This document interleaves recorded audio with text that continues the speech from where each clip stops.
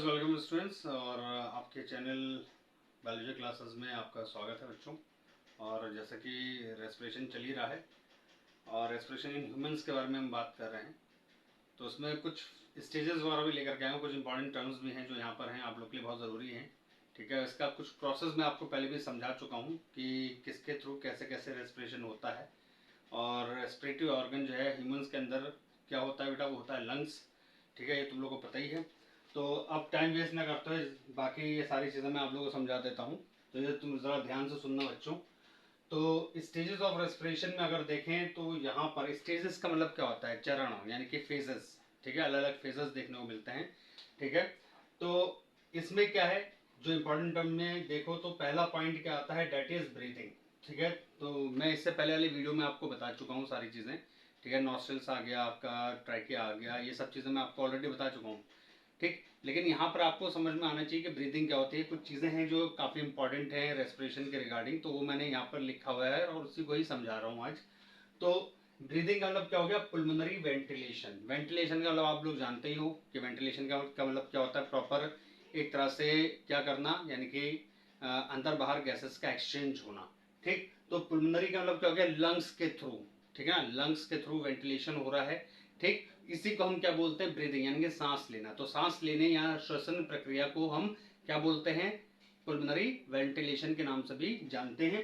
अब ये होता क्या है, देख लो, process of taking in oxygen rich air, यानी कि आप जो एयर ले रहे हो उसके अंदर क्या है, प्रचुर मात्रा में, ठीक है, अच्छे अमाउंट में ऑक्सीजन होनी चाहिए। वो आप अंदर ले रहे हो, कहाँ ले रहे हो, लंग्स के अंदर ले रहे हो।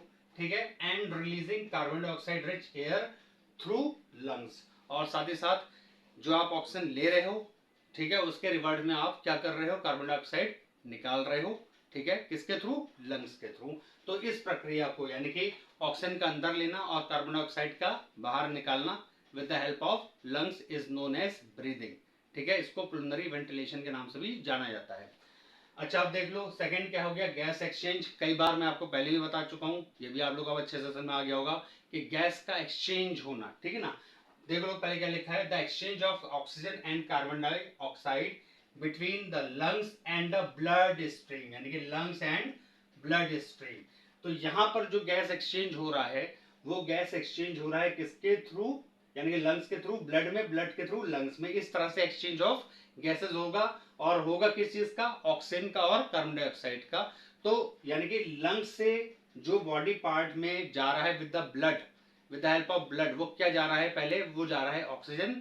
और रिवर्ड में जब ब्रेक डाउन हो जाएगा ग्लूकोज का और कार्बन डाइऑक्साइड निकल के जनरेट होती है बाई प्रोडक्ट के तौर पे, तो वो फिर ब्लड स्ट्रीम के जरिए, यानी कि ब्लड के थ्रू वापस लंग्स तक आती है।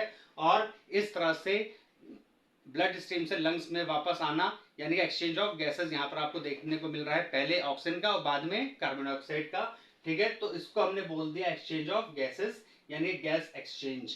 ठीक है, किसके बीच में, लंग्स और ब्लड स्ट्रीम के बीच में। ये आपको याद रखना हो किसका रहा है, ऑक्सीजन और कार्बन डाइऑक्साइड का। ये जो लाल में लिखा हुआ है, ये मैं लास्ट में बताऊंगा। ठीक है, ये अभी की बात नहीं है, ये लास्ट में बताया जाएगा, इसलिए इस पर अभी ध्यान मत दो।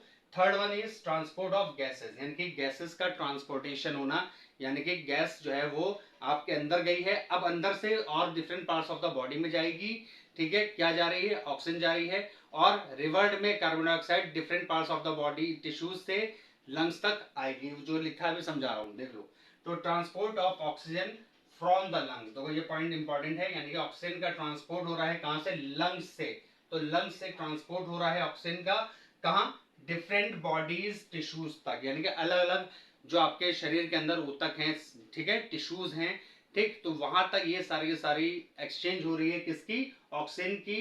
ठीक है, ट्रांसपोर्टेशन हो रही है किसकी, ऑक्सीजन की, किसके थ्रू हो रही है, लंग्स से हो रही है। ठीक ना, तो लंग्स से जो ट्रांसपोर्टेशन ऑक्सीजन का हो रहा है बॉडी टिश्यूज तक, और फिर रिवर्ड में ट्रांसपोर्ट कार्बन डाइऑक्साइड का कहां से, बॉडी टिश्यू से लंग्स में वापस आना।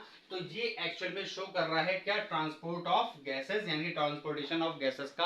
आप साफ साफ यहां पर देख रहे हो कि कैसे मतलब संचार हो रहा है ऑक्सीजन का, और कैसे ही वापस संचार हो रहा है कार्बन डाइऑक्साइड का। इस तरह से मतलब एक तरह से ट्रांसपोर्टेशन होना, यानी आदान प्रदान होना। ठीक है, इसमें लंग्स इन्वॉल्व है और बॉडी टिश्यूज इन्वॉल्व हैं, और गैसेस आपको पता लग गई, ऑक्सीजन और कार्बन डाइऑक्साइड। अच्छा, फिर उसके बाद नेक्स्ट जो इंपॉर्टेंट है सेलुलर रेस्पिरेशन। तो सेलुलर रेस्पिरेशन मतलब क्या हो गया कि जो सेल्स के अंदर श्वसन प्रक्रिया हो रही है उसको हम बोलते हैं सेलुलर रेस्पिरेशन, यानी कि that the respiration process that occurs in the cell is known as cellular respiration. अब क्या हो गया, process by which cells generate energy from glucose, यानी कि ये मैं पहले भी बता चुका हूं आप लोग को पहले ही वीडियो में कि हमारे बॉडी के जो सेल्स होते हैं उनके अंदर ऑक्सीजन जब जाती है एरोबिक रेस्पिरेशन होता है, ग्लूकोज टूटता है सेल के अंदर और कार्बन डाइऑक्साइड वाटर निकलती है बाय प्रोडक्ट के तौर पे, और साथ ही साथ क्या निकल रहा है बेटा, एनर्जी, एनर्जी रिलीज हो रही है। अमाउंट कैसा होगा, ग्रेट अमाउंट होगा एनर्जी का, ठीक है। 30 एटीपी जो होती है आपकी एनर्जी वो रिलीज होती है पर वन ग्लूकोज मॉलिक्यूल, एक ग्लूकोज मॉलिक्यूल में 38 एटीपी जनरेट होती है। तो ये चीज आपको समझ में आ गया कि सेल जो है एनर्जी जनरेट करता है ग्लूकोज से, किसको यूज करके, ऑक्सीजन को, और साथ में क्या छोड़ रहा है, क्या रिलीज कर रहा है, कार्बन डाइऑक्साइड और water as a by product, जैसा कि मैंने अभी आपको समझाया, ठीक है। कार्बन डाइऑक्साइड निकल गई, ठीक है, कहां, लंग्स से बाहर के एनवायरमेंट में चली गई, और जो H2 जो वाटर है वो आपका स्वेट की फॉर्म में या फिर यूरिन की फॉर्म में बाहर निकाल दिया जाता है बॉडी के थ्रू, ठीक है। अब आ जाओ नेक्स्ट, इनहेलेशन और इंस्पिरेशन। यहाँ स्टेजेस आपकी कंप्लीट हो गई, 4 स्टेजेस थी वो कंप्लीट हो गई। ये कुछ इंपॉर्टेंट टर्म्स हैं, यहाँ पर आपको कुछ इंपॉर्टेंट टर्म्स बताई जा रही हैं। वो इंपॉर्टेंट टर्म्स में जैसे इनहेलेशन यानी कि इंस्पिरेशन, इनहेलेशन को सांस लेने की प्रक्रिया को क्या बोलते हैं, इनहेलेशन, उसका दूसरा नाम है इंस्पिरेशन, ठीक है। तो डायफ्राम इसमें क्या होगा, कॉन्ट्रैक्ट होगा, ठीक है, कहीं ना कहीं क्या हो रहा है, कॉन्ट्रैक्ट हो रहा है यानी कि सुगड़ रहा है, ठीक, ये कह सकते हो।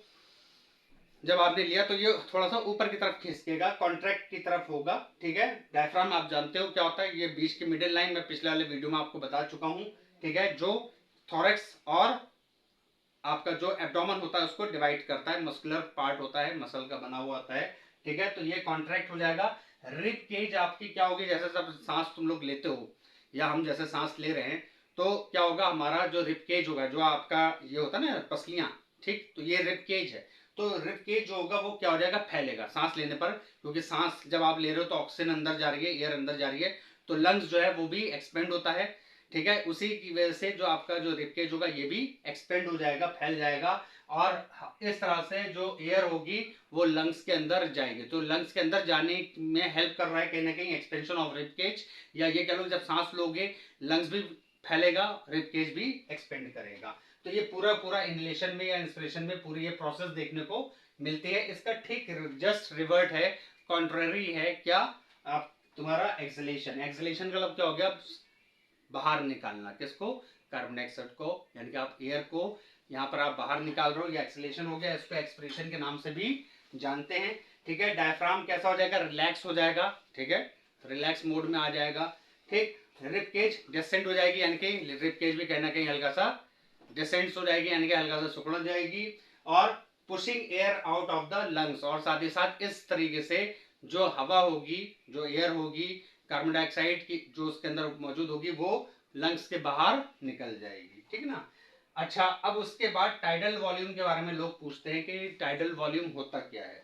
तो इसमें शॉर्ट में मैंने लिखा है एयर इनहेल्ड और एक्सहेल्ड, यानी ड्यूरिंग नॉर्मल ब्रीदिंग, यानी कि जो आप नॉर्मल, जैसे मैं सामने आपके खड़ा हूँ, नॉर्मल ब्रीदिंग मेरी चल रही है, तो इसमें जो मैं सांस अंदर ले रहा हूँ और जो मैं निकाल रहा हूँ, ठीक है ना, पहले इनहेल और फिर एक्सहेल, ठीक है। तो इसको हमने बोला टाइडल वॉल्यूम, यानी कि जितनी मतलब जो हमारी कैपेसिटी हो गई लंग्स की नॉर्मली एयर को अंदर इनहेल करने की और उतनी ही बाहर निकालने की, यानी कि नॉर्मली जो ब्रीदिंग हो रही है, this is known as tidal volume, ठीक है। तो इसको ध्यान रखना है आपको कि टाइडल वॉल्यूम क्या है, नॉर्मल ब्रीदिंग में जो आप एयर को अंदर ले रहे हो और बाहर छोड़ रहे हो उसे टाइडल वॉल्यूम बोला गया। जबकि रेस्पिरेटरी रेट क्या हो गया, number of breaths per minute, यानी कि आप 1 मिनट में कितनी बार सांस ले रहे हो, यानी कि कितनी बार आपका इनहेलेशन और एक्सहेलेशन चल रहा है एक साथ साइमल्टेनियसली, ठीक ना।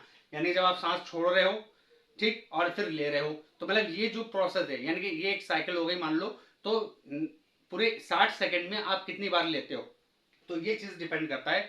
बहुत से लोग 18 कर लेते हैं, बहुत से लोग 16 करते हैं, और बहुत से लोग 20 या 22 तक जाते हैं। बच्चों के अंदर ये रेस्पिरेटरी रेट ज्यादा देखने को मिलता है, ठीक है। तो आज के लिए इतना ही, ठीक है। ये आपका जो मुझे इम्पोर्टेंट आप लोग के लिए लगा मैं लेकर के आया, और उम्मीद करता हूँ कि समझ में आ गई होगी वीडियो।